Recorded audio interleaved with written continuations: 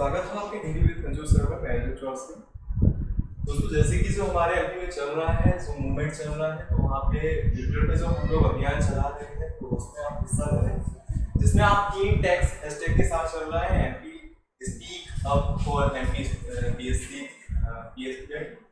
और MP plus 32 और बेरोजगार एमपी। तो ये 3 हैशटैग के साथ जो हमारी कंटिन्यू मुहिम चल रही है, आप इसका हिस्सा बने। आप जहाँ पे भी हैं, जैसे भी है, घर है जहाँ पे भी है, तो वहाँ से आप कम से कम इतना तो कर ही सकते हैं। तो आपको इतना करना ही है, किसी भी तरीके से जैसे भी बने, क्योंकि आपके हक की लड़ाई है।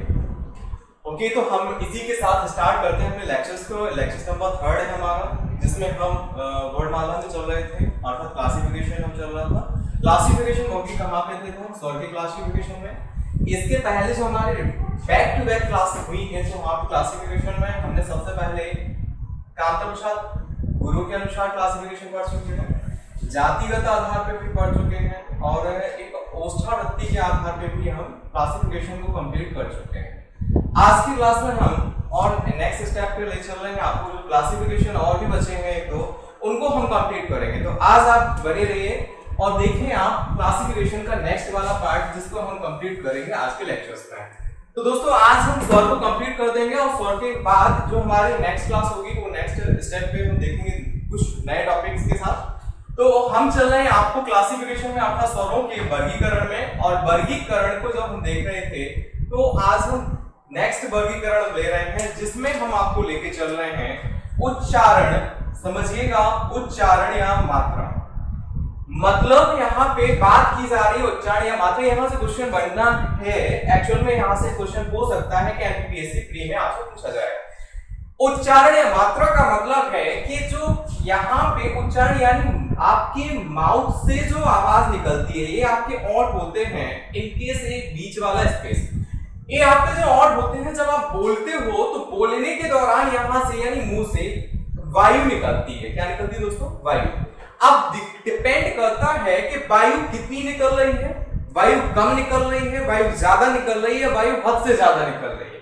डिपेंड ऑन योरसेल्फ, अर्थात हमारे ऊपर डिपेंड करता है कि हम किस ध्वनि को कब बोल रहे हैं। जब हम ध्वनि का उच्चारण करते हैं तो हम आराम से बोलते हैं तो वायु कम निकलती है। जैसे मैंने बोला आ, यदि आप अपने मुंह पे हाथ लगाएंगे आ, तो कहीं ना कहीं पता चलेगा जो गर्म सी हवा आएगी वो कम होगी आ। लेकिन जब मैं बड़ा आ का उच्चारण करता हूँ, एकदम आ यानी स्पेस ज्यादा होता है, कहीं कहीं मुंह भी ज्यादा खुलता है, वायु ज्यादा आती है।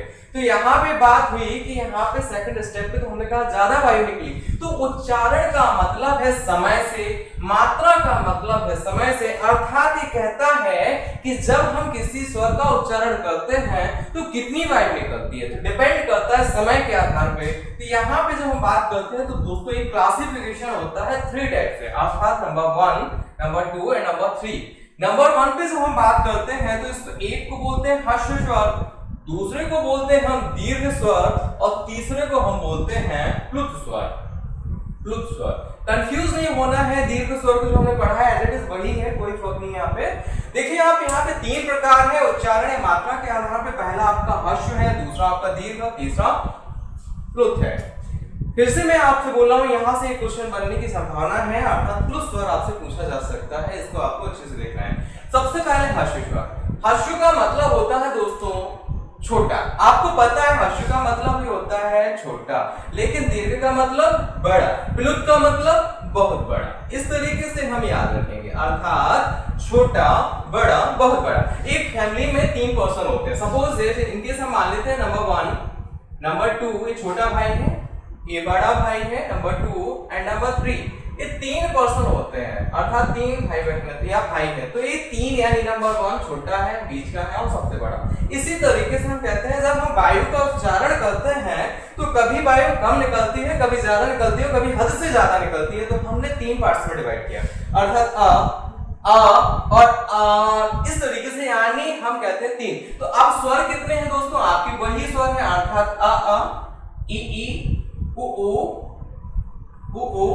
री, ए, ऐ, ओ, औ। स्वर आपके यही है। अब इनमें से ह्रस्व का मतलब जिनके उच्चारण में कहा जाता है एक मात्रा काल। इसमें केवल इतना याद रखना है, एक मात्रा काल। एक काल का मतलब होता है समय। अर्थात जिनके उच्चारण में वायु कम मात्रा में निकलती है, सीधी सी बात है, जिनके उच्चारण में वायु कम मात्रा में निकले या एक मात्रा काल के और जिनके उच्चारण में समय लगे तो उसे आप कहते हैं हर्ष स्वर। एग्जाम्पल फॉर दैट, यहाँ पे देखिए एक मात्रा और एक मात्रा, अर्थात जो आपके चार स्वर हैं जिनके उच्चारण में कहते हैं कि इनके उच्चारण में कम समय लगता है, अर्थात एक ऊ ही, तो हम कहेंगे कि जिनके उच्चारण में एक मात्रा काल का समय लगता है उसे हर्ष स्वर कहते हैं। कौन कौन से हैं? आ है, ई है, ऊ है और री।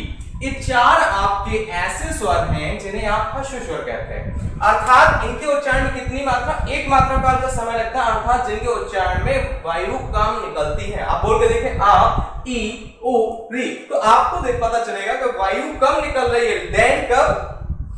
दीर्घ की अपेक्षा। दीर्घ का मतलब यहाँ पे हर्ष को आप यहाँ पे लिख सकते हैं, इसे आप आ, ई, ऊ और री, लेकिन दीर्घ में बड़ा अर्थात इसकी अपेक्षा ज्यादा। तो इसमें आप क्या याद रखते हैं? जिनके उच्चारण में दो मात्रा काल का समय लगता है। कितना? दो मात्रा काल का समय लगता है, यानी अपने नोट्स में लिखेंगे वे स्वर जिनके उच्चारण में दो मात्रा काल का समय लगता है उसे हम कहते हैं दीर्घ स्वर, या जिनके उच्चारण में हर्ष से ज्यादा समय लगता है उसे हम दीर्घ स्वर कहते हैं। अर्थात कौन से यहाँ पे? वही वाले जो आपने पहले से याद रखे हुए हैं। तो आपके ये हो गए आपके दीर्घ स्वर। लेकिन जब आप जाते हैं किसमें? प्लुत में। कहां पे जाते हैं? प्लुत में। ये वेरी वेरी इंपॉर्टेंट पार्ट है आपके इस टॉपिक से, अर्थात इस क्लासिफिकेशन से। तो प्लुत स्वर क्या है, इसमें आपको बेहतरीन तरीके से समझना है। और जैसे सपोज दैट यहाँ पे तीन लोग देखें, यहाँ पे एक डिस्टेंस है, ये 3 किलोमीटर, 1 किलोमीटर का रास्ता बीच में, यहाँ पे 1 किलोमीटर बीच में रास्ता है। यहाँ पे एक पर्सन यहाँ पे खड़ा हुआ है, एक पर्सन है, और दूसरा यहाँ पे सपोज इनके मानिए इसको अपनी बात को कहां पहुंचाना है? यहाँ पे पहुंचाना है। तो क्या ऐसा कहेगा भाई आइए? यदि ये बोलता है आइए तो भाई इसकी दूरी तो कितनी यहाँ पे होनी चाहिए? पास में होनी चाहिए। लेकिन जब ये इसको यहां से बोला ना इसको, तो यदि इतनी दूरी पे 1 किलोमीटर, यदि 200 मीटर की दूरी पे होता तो ये बोलता आइए।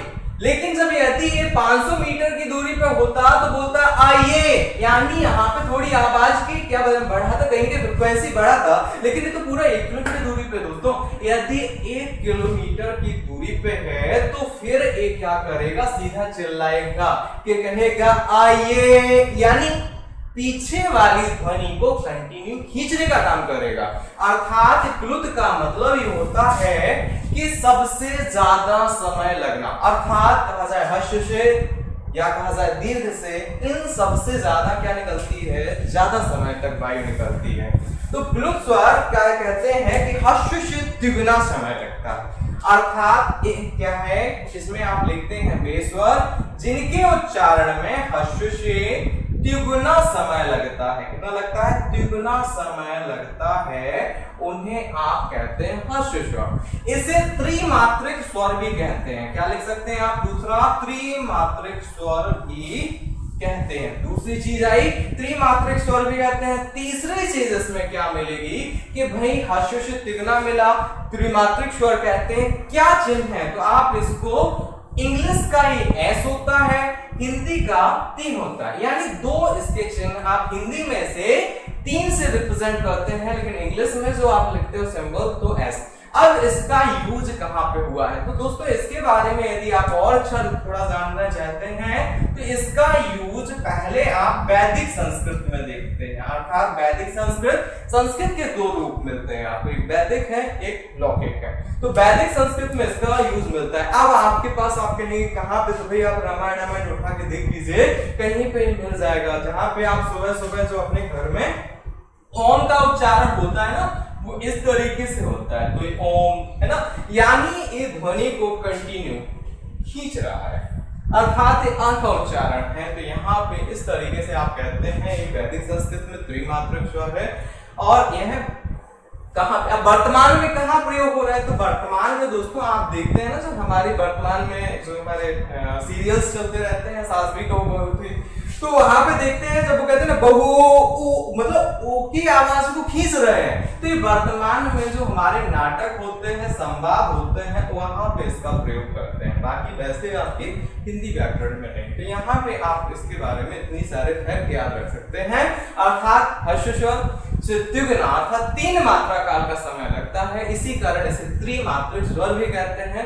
इसका नाम प्लस स्वर है। इसको अंग्रेजी के एस, हिंदी के 3 से रिप्रेजेंट करते हैं। वैदिक संस्कृत में प्रयोग होता है और ओम या किसी उच्चारण जैसी ध्वनि को या वर्तमान में कहें तो नाटक और संवाद में इसका उच्चारण मिलता है। तो सबसे पहले आपने क्या पढ़ा? हर्ष स्वर है। हर्ष अर्थात 1 मात्रा काल का जिसमें समय लगता है तो उसे हर्ष स्वर कहते हैं। संख्या 4 है, इसे 1 मात्रक स्वर भी कहते हैं। ठीक है, इसमें दीर्घ में जब जाओगे तो आप कहते हैं हर्ष से दुगना या 2 मात्रा काल के जिनके उच्चारण में 2 मात्रा काल का समय लगता है उसे आप दीर्घ स्वर कहते हैं। अर्थात इनकी संख्या 1 है। बड़ा, बड़ी, बड़ा, इस तरीके से आप दीर्घ में रख सकते हैं। प्लुत में जब जाएंगे तो प्लुत में आप क्या करेंगे? सीधा सीधा है कि हर्ष से 3 गुना या त्रिगुना या 3 मात्रा काल का समय लगता है उसे आप त्रिमात्रिक स्वर कहते हैं या प्लुत स्वर कहते हैं। इसे वैदिक संस्कृत में इसका प्रयोग मिलता है। हिंदी का 3 और अंग्रेजी का एस से रिप्रेजेंट करते हैं। वर्तमान में नाटक संवाद में इसका प्रयोग होता है। तो एक क्लासिफिकेशन हुआ हमारे किस आधार पे? उच्चारण या मात्रा के आधार पे। तो आई होप दोस्तों आपको समझ में आ गया होगा। अब मैं आपको लेके चल रहा हूँ नेक्स्ट पार्ट पे। अर्थात एक होता है इंपॉर्टेंट है जीभ है, जो आपकी जीभ होती है उस आधार पे भी इसका क्लासिफिकेशन मिलता है। इतना इंपॉर्टेंट नहीं है लेकिन हम छोड़ेंगे नहीं इसको भी, थोड़ा सा हम इसको अपने बारे में जान लेंगे। अर्थात इसके बारे में भी हमारे पास मेंशन होना चाहिए क्योंकि हो सकता है कुछ भी, क्योंकि प्रारंभिक व्याकरण का जब नाम उसमें आपके सिलेबस में होता है तो वहां पे आप छोड़ नहीं सकते। चले तो अब मैं आपको लेके चल रहा हूँ जीभ या जीभ प्रयोग के आधार पे। जीभ प्रयोग का मतलब होता है जो हमारी टंग्स है दोस्तों। टंग्स का मतलब है आपके पास जीभ है, आपके पास सभी के पास है। आई होप देखिए ये जीभ है हमारी। जीभ में आप कहते हैं पार्ट्स हैं, अर्थात ये आगे वाला पार्ट्स है जैसे आप कहते हैं अग्रभाग, ये बीच वाला पार्ट्स है जैसे आप कहते हैं मध्य भाग, ये पीछे वाला है जैसे आप कहते हैं पश्चिम। तो आप कहते हैं जो जीवावृत्ति के आधार पर स्वरों का क्लासिफिकेशन किया गया है वो 3 प्रकार से, अर्थात अग्र स्वर, मध्य स्वर और पश्चिम स्वर, 3 प्रकार से। कैसे क्लासिफिकेशन? जो आपके दोस्तों टंग्स है, सपोज है टंग्स है, टंग्स के 3 पार्ट्स होते हैं, पीछे वाला, बीच वाला और आगे वाला। अब होता क्या है एक्चुअल में, कंडीशन क्या बनती है कि जब मुंह से वायु निकलती है यानी यहाँ से वायु लंग्स से हमारे बाहर वायु आती है तो वायु क्या करती है कि बीच में जीभ है, जीभ पे कभी जब कंठ से कोई ध्वनि लगेगी तो जीभ के कोई हिस्सा प्रभावित होगा, जब वायु तालु से लगेगी तो जीभ का दूसरा हिस्सा प्रभावित होगा। यानी डिपेंड करता है कि जीभ का कौन सा भाग किस ध्वनि के उच्चारण में कार्य कर रहा है। तो दोस्तों इसमें हमने कहा कि जीभ का जो नेक्स्ट स्टेप पे है, जीभ आकृति के आधार पे कितने प्रकार से होते हैं तो हमने कहा 3, अर्थात जिसमें आपका नंबर 1 मध्य, 2 अग्र, मध्य और तीसरा पश्चिम। यानी जो हमारी टंग्स होती है तो 3 पार्ट्स में होते हैं, एक अग्र है, दूसरा मध्य और तीसरा पश्चिम। जो हमारी टंग्स अर्थात टंग्स का मतलब होता है जहां पे वायु का वेग ज्यादा या वायु का प्रभाव पड़ रहा है उस अकॉर्डिंग हमारी वर्ड का संचालन होता है, अर्थात ध्वनि का संचालन होता है।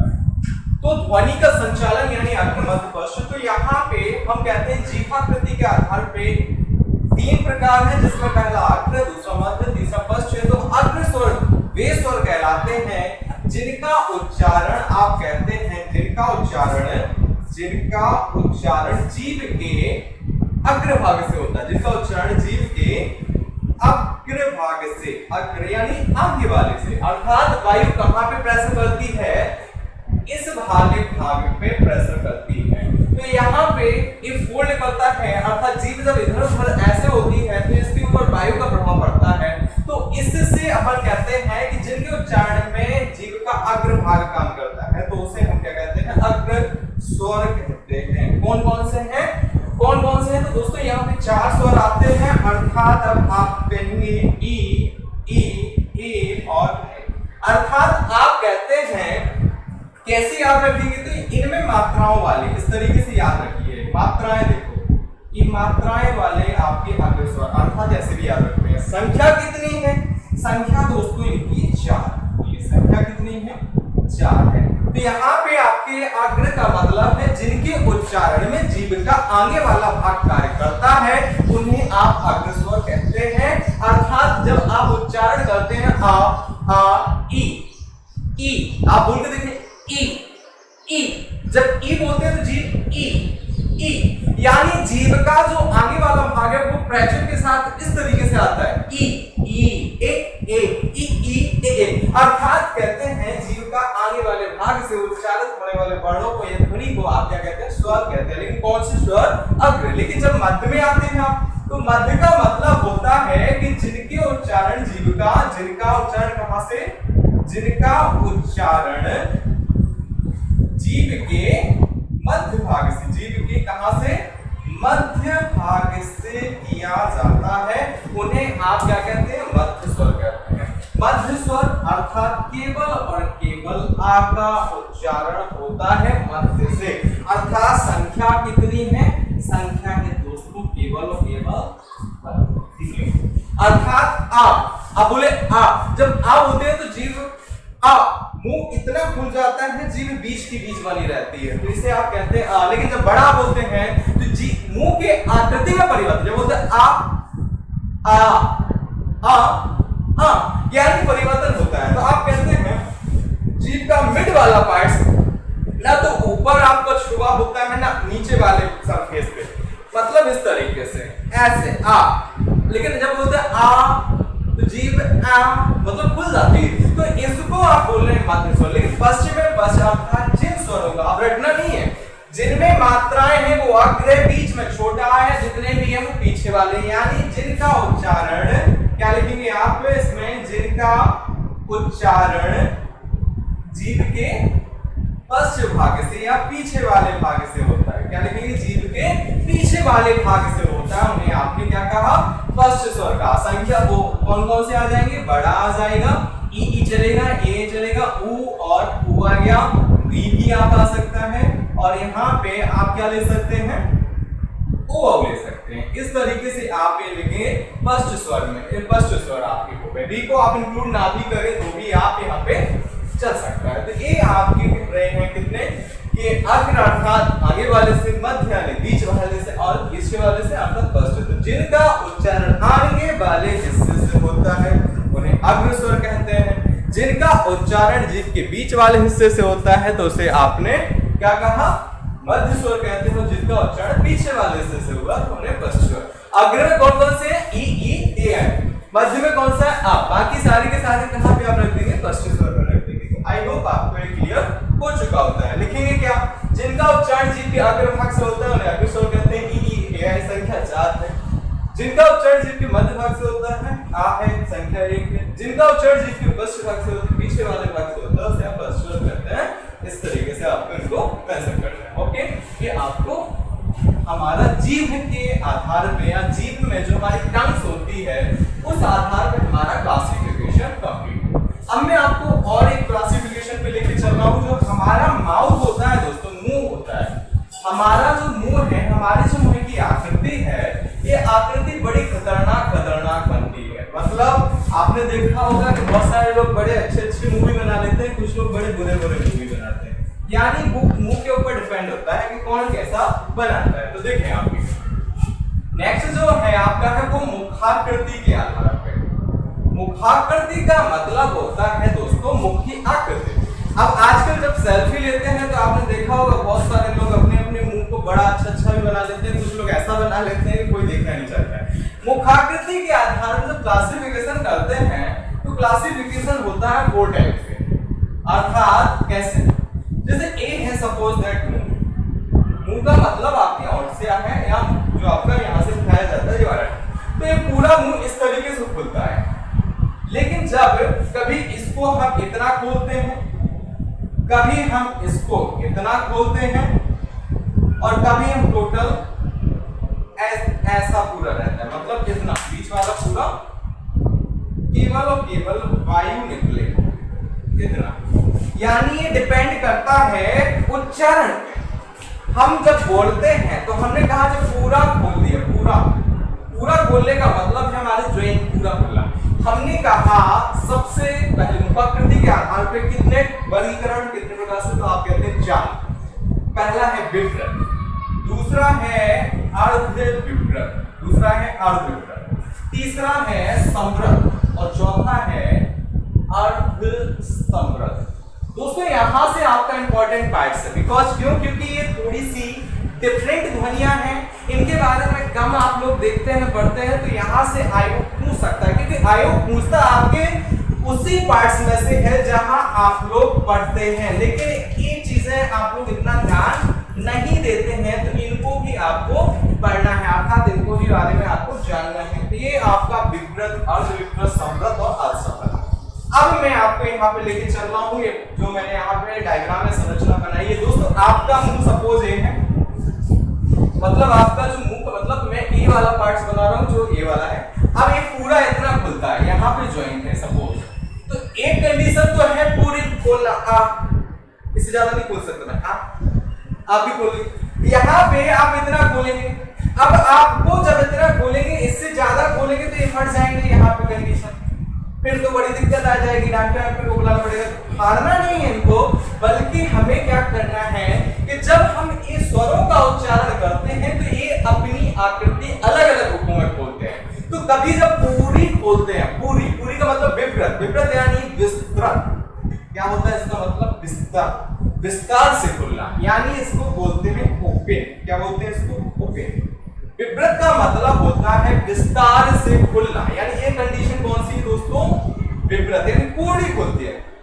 जब किसी ध्वनि का उच्चारण किया जाता है, जब किसी स्वर का उच्चारण किया जाता है तो पूरा खुलता है। कौन सा? ए वाला कुपड़ा, ये पूरा वाह वाह वाह, यानी पूरा खुलना, तो इसे आप कहते हैं विवृत। लेकिन जब कभी ये कैसा जब कुछ बोलते हैं तो दोस्तों आधा खुलता है। कैसे बोलता है? आधा।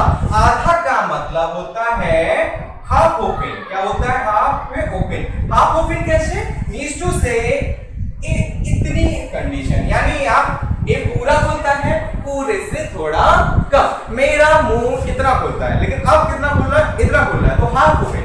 यानी अर्ध, अर्ध का मतलब आधा, विवृत का मतलब विस्तार से, यानी विवृत की अपेक्षा आधा खुलेगा। जब हम स्वर का बोलेंगे, स्वर का उच्चारण करेंगे, तो ध्वनि जब निकलेगी तो मुंह कितना खुलेगा? आधा खुलेगा। किससे खुलेगा? आधा, विवृत से। तो आपने कहा यार विवृत। अब आए हम समृद्ध। समृद्ध का मतलब होता है दोस्तों सकरा। क्या होता है? सकरा। सकरा का मतलब छोटी जगह होना। क्या होना? छोटी जगह होना, यानी ये है समृद्ध। समृद्ध का मतलब एक छोटी सी जगह है।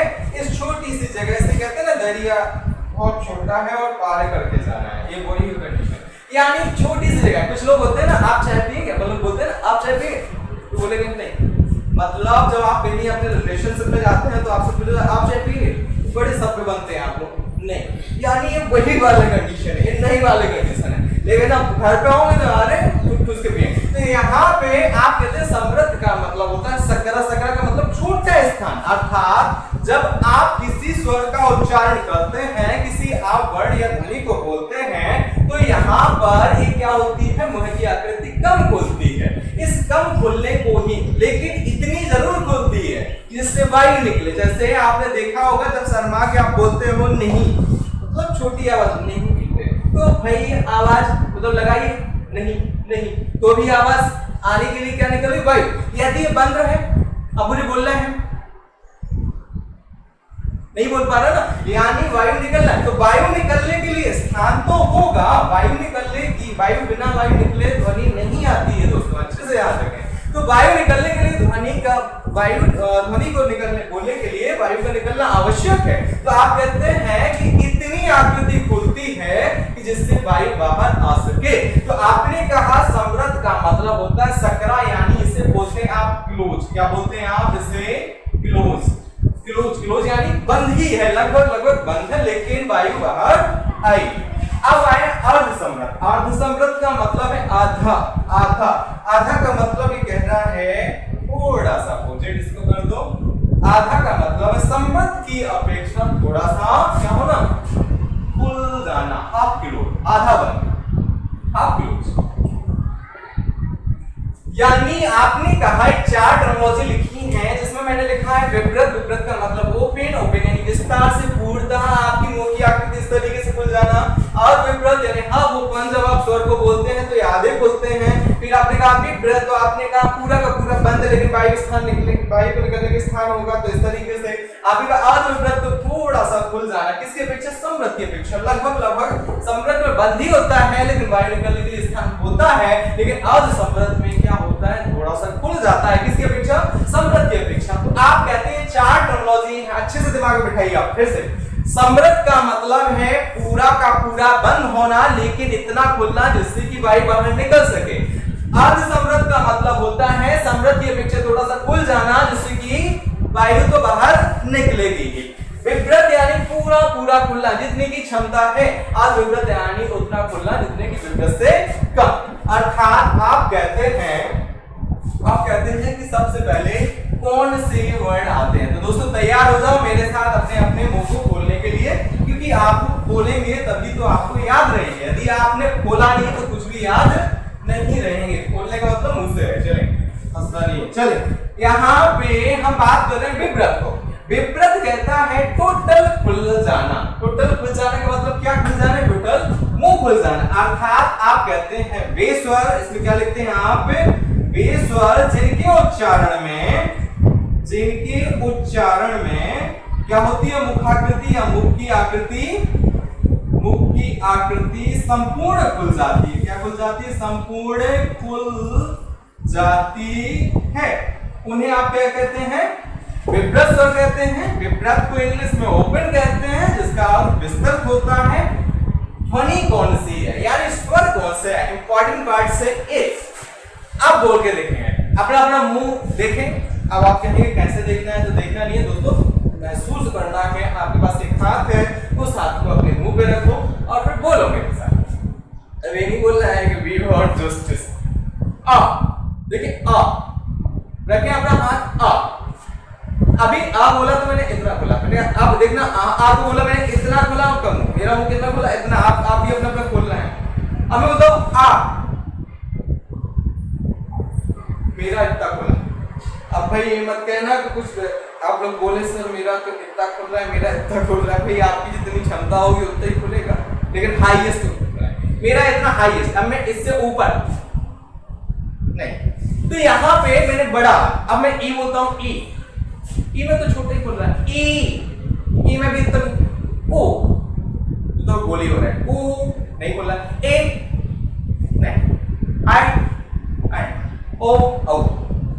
बड़ा, मुझे सबसे बड़ी जो जगह मिली, सबसे बड़ा जब खुला तो उस ध्वनि को मैंने बोला बड़ा। तो हमने कहा कि जब हमारा मुंह सबसे ज्यादा खुला तो हमने उसे विपरीत कह दिया। विपरीत यानी विस्तार से खुलना, यानी वायु बिल्कुल फ्रीडम होकर बाहर आ गई है। अब मैंने कहा इसमें केवल एक ही वर्ड मिला, तो हमने कहा संख्या एक है। वे स्वर जिनके उच्चारण मुख की आकृति संपूर्ण खुल जाती है उसे विपरीत स्वर कहते हैं। संख्या एक है, जिसमें आता है बड़ा आ। यह रटना नहीं है दोस्तों, रटना नहीं, क्योंकि रटोगे तो फिर वही किताबी भाषा हो जाएगी, और किताबी भाषा पे मैं विश्वास नहीं करता हूं। चले अब आए हम अर्ध विपरीत पे। किस पे चलना है? अर्ध विपरीत। अर्ध विपरीत कहता है आधा खुलना। कितना खुलना? आधा खुलना। तो आप कहते हैं वे स्वर जिनके उच्चारण में